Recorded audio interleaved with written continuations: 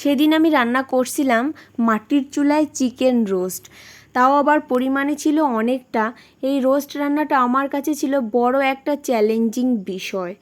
তো মা অন্নপূর্ণার নাম নিয়েই সকালবেলা আমি চিকেন রোস্ট রান্না করার জন্য যাবতীয় মশলা কাজকর্ম সব কিছু করে, মশলাগুলো ব্লেন্ড করে সব কিছু গুছিয়ে নিয়ে রান্নাঘরে একেবারে চলে আসি। যেহেতু আমি মাটির চুলায় রান্না করব, সব কিছু গুছিয়ে না নিলে একটু ঝামেলা হয়ে যায় আমার কাছে মনে হয়। তো চলো শুরু করি।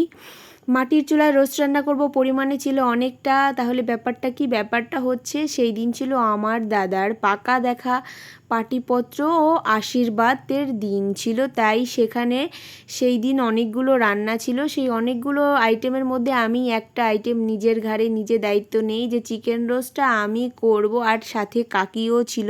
দু কাকি মিলে তো অনেকগুলো রান্নাই করলো। তো আমার মনে হলো একটা দায়িত্ব আমার নেওয়া উচিত। আর যেহেতু আমি রোস্টটা নিজে করতে পারি, খেতেও ভালো পছন্দ করি, রান্না করতেও ভালোবাসি, আর কাকির এর আগে যেহেতু করেনি, ভাবলাম যে আমি করে নিই।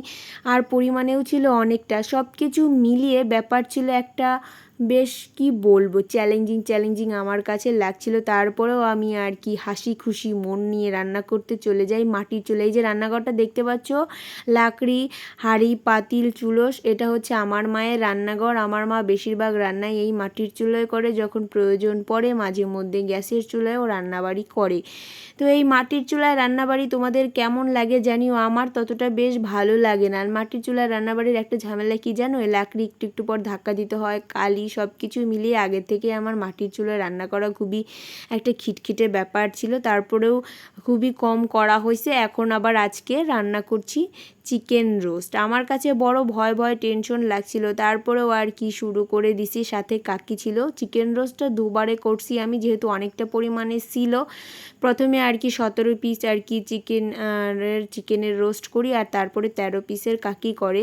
কাকি প্রথমবারটা ভালো করে দেখে নিছে, আর যারা রান্না করে তারা একবার যে কোনো রান্না দেখলে সেটা তাদের নলেজে চলে যায়। কাকি যেহেতু অনেক রান্না করে, অনেক রকম। দ্বিতীয়বারের যে চিকেন রোস্টটা ছিল সেটা কাকি নিজেই রান্না করছে, আমি অন্য কাজে ঢুকে গেছিলাম। কাকি জাস্ট আমাকে একবার দেখাইছে, আমি বললাম হ্যাঁ এইভাবেই হবে। এই যে রোস্ট রান্নাটা করছি, আমার মনে অনেকটা টেনশন ছিল যে কিভাবে কি হয়, এতগুলো মানুষের খাওয়া দাওয়ার ব্যাপার ছিল, একটা অনুষ্ঠানের বাড়ি ছিল, কিভাবে কি ভালো মন্দ কে কি বলবে। মা অন্নপূর্ণার নাম বারবার স্মরণ করে আমি রান্না করছিলাম যেন আমার রান্নাটা ঠিকঠাকভাবে হয়, সবাই আর কি দুটো ভাত ঠিকঠাকভাবে খেতে পারে আমার এই আইটেমটা দিয়ে। আর এই যে টক দইটা দিলাম, এই টক দইটা সেই যে নিয়ে এলাম কলকাতা থেকে, ওই কলকাতা থেকে টক দই আনার এটাই ছিল বড় কারণ। আমি রোস্ট রান্না করব, এখানকার টক দই যেহেতু আমি খাইনি, আমাদের বাংলাদেশে, সেহেতু আমার কোনো ধারণাও নেই কেমন কি হবে। ওই জন্য আমি কলকাতা থেকে নিয়ে আসি, কারণ ওখানকার টক দই খাইছি ভালো, আর আমার খাইতেও বেশ ভালো লাগে।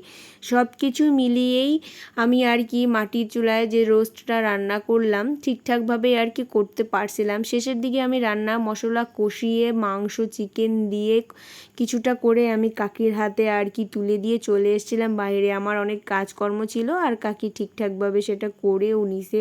তোমরা জানিও যে আমার এই রোস্ট রান্না তোমাদের কাছে কেমন লাগলো, তাও আবার মাটির চুলায়, তাও আবার একটা অনুষ্ঠানের দিন। এত বড় একটা দায়িত্ব নিয়ে নিয়েছি, আমার কাছে বড় দায়িত্বই মনে হলো। এর আগে কোনো দিনও অনুষ্ঠানের কোনো রান্নাবান্না করিনি, ঘরোয়া দু একজনের নিজেরা রান্না করে খাইছি। কেমন লাগলো জানিও। টাটা।